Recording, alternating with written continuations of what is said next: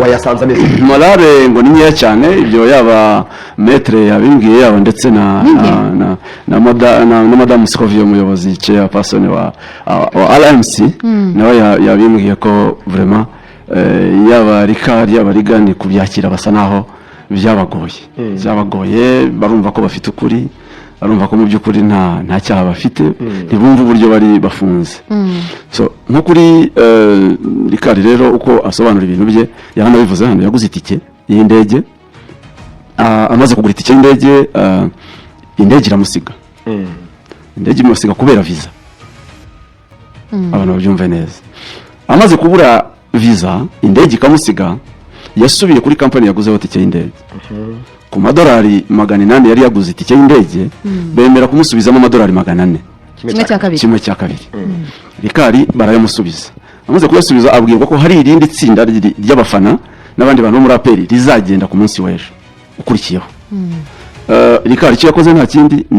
nyuma y'uko ndababwiye ko abakekwa bagera kuri 30 bari bamaze gufatwa bari 22 none ejo naho Anta nawe yagejejwe muri kasho nyuma y'uko yafashwe na polisi mpuzamahanga Interpol ikamushikiriza abasheje umutekano wa RDF mu Rwanda. Amakuru re tubazaniye sayo ya Anta ahubwo ni amakuru y'ukuntu avoka wacu twari twohereje mu minsi ishize atari yabashije kubona uko avugana nabo yohererejwe ko ariko aka kanya dusoje kuvugana atubwira ko byakunze ko bavugana. Iyi ni nkuru tugiye kumva ya Sam Karenzi y'ukuntu bavuganye ndetse n'ivyamusobanuriye turaza gukomeza kuvugana nyuma nitumara kumva uko byagenze ese aba basore baziriki ko amakuru ari kuvuga ko bavuga ko baba barishyuye amafaranga yose ahubwo ngo hariho undi muntu yitwa Penina ariwe batazi uburyo cyaje muri iyo case kandi ngo Penina niwe ngo yaba yarakusanyije amafaranga yose yishyuwe dore ko ari amafaranga menshi y'amadolari uwo Penina rero nubwo ngo bari kumwe ntabwo bamuzi reka twumve byo Sam Karenzi atubwira kubyo umwavoka yamusobanuriye ubwo turakomeza nyuma case irimo irakurikirana mu buryo busobanutse kurikije uko umwavoka wa SKFM yasobanuriye urumva cyizere ko amategeko azaba served kandi neza yahuye n'umukiriya wifashishe makuru yaguhaye tubwire muri namera makuru ya Ricard umugenzi wacu hano niwe ubwo duhangayikishije cyane ko n'umugenzi wacu tunakumbuye kugira hano tubwire amakuru ya musanze ameza ate sari ambone santé santé morale fiti cyizere cyo kuzavayo vuba donc amakuru nayahe wayasanze ameze morale ngo ni nkeya cyane ibyo yaba metre yabimbwiye yaba ndetse na madame Scovia umuyobozi chairperson wa RMC nawe yabimbwiye ko vraiment yaba Ricard yaba Rigani kubyakira basa naho byabagoye barumva ko bafite ukuri barumva ko mu by'ukuri nta cyaha bafite ntibumva uburyo bari bafunze so uko rero metre yansobanuriye sinzi niba hari icyo akubwo ngira ngo bamaze kuvugana n'umushinjacyaha ntacyo byabangamira kuri statement ariko uko babisobanuriye yaba metre yaba umuyobozi wa RMC Scovia nuko metre we mu byo yunganiyemo Ricard nuko Ricard kesi kimwe n'abandi ni amafaranga y'itike y'indege yabuze uko rero bivugwa uko metre yabisobanuriye kesi ntabwo irimo abanyamakuru gusa irimo abafana b'ikipe ya APR kuko metre yunganiye si na Ricard gusa urumva afite amakuru menshi kuko yunganiye n'abandi ba metre Kirenga n'umufana wa APR ukomeye cyane so yarahageze bamwe baramumenya bifuza ko ariwe nawe abafasha APR ya Ricard yafashije n'abandi bafunganywe nawe nyine barimo ba Jangwani n'abandi so nko kuri Ricard rero uko asobanura ibintu bye yaranabivuze hano yaguze itike y'indege amaze kugura itike y'indege indege iramusiga indege imusiga kubera visa abantu babyumve neza amaze kubura visa indege ikamusiga yasubiye kuri company yaguzeho itike y'indege ku madolari 800 yari yaguze itike y'indege bemera kumusubizamo amadolari 400 kimwe cya kabiri Ricard barayamusubiza amaze kuyasubiza abwirwa ko hari irindi tsinda ry'abafana n'abandi bantu bo muri APR rizagenda ku munsi w'ejo ukurikiyeho. Rikari icyo yakoze nta kindi, nawe yagize ate, yatanze amafaranga ayashyikiriza Georgine umukozi wa APR, amadolari 800. itangazo ryari ryatanzwe n'abandi bafana bose niko babigenzaga, yasubije yaya magana bamusubije yongeyeho atanga 700 ngo hariya niyo bacaga ku bafana niyo babasabaga, yongeyeho 300 yuzura 700 arayatanga. Umva narahombye cyane, urumva yahombye 300 yose, uwo yarahombye. So igihari ni kimwe, Rikari amafaranga yashyikirije Georgine kimwe n'abandi bose bayashyikirizaga Georgine. Igitangaje nuko yaba Rikari n'abandi benshi muri bo bafunganywe ntibazi umuntu witwa ngo Penina. N'ibyo umwavoka yambwiraga ntabwo bamuzi, ntabwo bazi bari abasirikare bafunganywe. Uwo Georgine se bayahaye bose, nibura yemera ko yakiriye amafaranga yabo. Nibyo ngiye gukurikiza, ni ukuvuga ngo bo amafaranga bayashyikirizaga kimwe n'abafana n'abandi bose, amafaranga y'urugendo yabayashyikirizaga Georgine. Kandi abantu babyumve neza, ntabwo ari transfer y'akanyenyeri, ko ni amadolari, ni cash z'amadolari. So barayazanaga bakayashyikiriza Georgine, Georgine akayegeranya, yamara kugwira uwo witwa Penina ngo akaza kuyafata. Ndakotinga umwavoka wa SKFM ibyo yadusobanuriye. Ni ukuvuga ngo Georgine yegeranyaga amafaranga abafana batanze, bamara kuyatanga Penina akaza kuyafata. So mwamaze kumva rero ukuntu situation yose imeze, ntabwo ararangiza kuvuga statement zose z'ukuntu byagenze, ariko uri kurumva neza ku matwi uza gusanga ko aba banyamakuru bariko barazira ibintu batazi aho byo babyaragiye. So reka dukomeze, ariko urumva neza ko Penina na Georgine no bantu bazi neza aho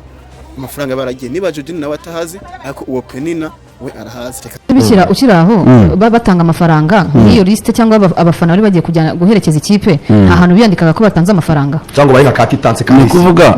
bayashyikirizaga umukozi w'ikipe, kuko ikipe yari yatanze itangazo akabandika. Bamara kugwira Penina ngushinzwe protocole n'amatike y'indege muri Minadef akaza kwakira aya mafaranga, sibyo? Akana ko mukandike, numva ko bakimara gutanga amafaranga bakayaha Georgine, Penina we akora muri Minadef niwe yahitaza amafaranga akayakusanya. Ikibazo rero kiri none yakusanya ayajyana ku makuru umwavoka ya Nurisa afite, nuko harimo abantu basanzwe badafite aho bahuriye n'urwo rugendo rwa Peri, nabo bafite case isa niyo ishingiye kuri uwo muntu witwa Penina. Ni ukuvuga ngo harimo n'umuvugizi w'urwego rwose rukomeye hano mu gihugu nawe uri muri iyo case, harimo abacuruzi, harimo n'ikintu kuvuga ngo uko bivugwa byarangiye ngo Penina ashobora kuba yari afite abantu bameze nk'abakomisiyoneri bamenya niba ufite urugendo wowe Lorenzo agushyire muri akagushyira muri ba bantu, akaguha yatiki. Niba ndi umucuruzi nkeneye kujya i Cairo bisanzwe, bakamenya amakuru ko mfite urwo rugendo muri icyo gihe bazagendera, bakanyegera ngo banshyire muri iryo tsinda kugira ngo ntazagurwa no gushaka. Oya, ni ukuvuga ngo washobora kubahamagara Lorenzo uti ndashaka itike y'indege wenda, wowe umuntu agahita akubwira ati ndayikubonera, agahita ayikubura hehe kuko itike ni za Rwandair, urumva ya tike ikaza simwe mu rugendo rw'Ikairo, harimo n'abagiye mu Bushinwa, harabagiye China, harabagiye hehe ngo bari muri iyo kesi. Ayo ni amakuru. Amafaranga ko yabari menshi, amafaranga yabari menshi cyane. Niba ari wagiye i Burayi, hari wagiye muri Afurika, ahabwa umuntu batanze amafaranga yabo bakaba bafunzwe, ariko na Minadef niba uko bimeze ifite impamvu 100% yo gukurikirana, kuko yavuye ku konti yayo pare se mu bwaribwe wenda n'abafunzwe, ariko hari abayibye uko byagenda. Of course yiba Minadef yaribwe, kandi hagomba kubaho recovery, hagomba kubaho gukurikirana ibyaha. So uko bimeze rero kuba tureba abanyamakuru bagenzi bacu, yaba Rikari, yaba Rigani, ubwo na Anti icyo gihe yari umunyamakuru, ubwo ibyo byose kese nawo baza kuzamo ngo yahagejejwe abanyamategeko bahari.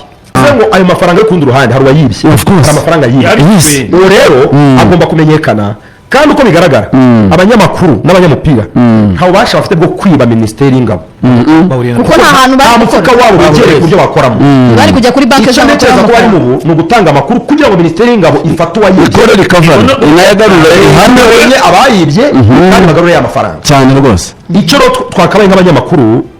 dusabira abanyamakuru ni ukwihanganira igihe bisaba bakomeye cyane kwihanganira igihe bisaba iryo perereza risaba no kubihanganisha kandi bikomeye ariko ntabwo none se wajya kubabyinira hejuru ngo ni abatema umvuto ngo birakomeye umunsi umwe bazagaruka kandi muzarebana nabo mu maso bazagaruka nibagaruka batsinze uwatsinze yaba ari umwere nagaruka yatsinze ibyo wamuvuzeho uzabigorora gute uzabihindura none se ko nawe wigeze kujyana n'indege ya utazamukana muri iki kibuga cy'itangazamakuru nawe ko wigeze kujyana n'iyashaka gashize icyaha n'igisaza nk'ibyo bishobora no n'abagiye mu ndege ya peri nyuma y'imyaka 5 bishobora kuzagaruka bati hari amafaranga yanyerejwe nawe ntibikugeraho se wese ahubwo ko ndege usanga warayigiyemo ugasanga hari uwakoze amakosa muri iyo procedure nawe ugasanga bibaye ngombwa kuza kubibazwa hakaza n'abagiye mu ndege 2020 cyangwa 2021 ugasanga nawe watekereje ko ari 2024 gusa akazakora procedure y'indege 2022 ugasanga uyirimo. Yes, ngira ubusobanuro bwose buratanzwe ibintu byose nuko bihagaze. Igisigaye ngo ni iki no kureba ko bajya mu nkiko maze ubundi bakisobanura kugira ngo abo bantu babiri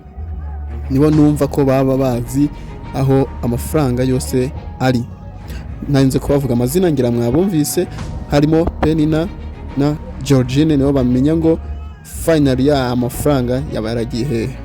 So nukomeza rero gukurikirana inkuru ko zigenda zitangwa urumva ko ibintu biba bitoroshye urumva ko ari procedure ndende cyane ariko Imana izajya ibyoroshya cyane kwineza Empire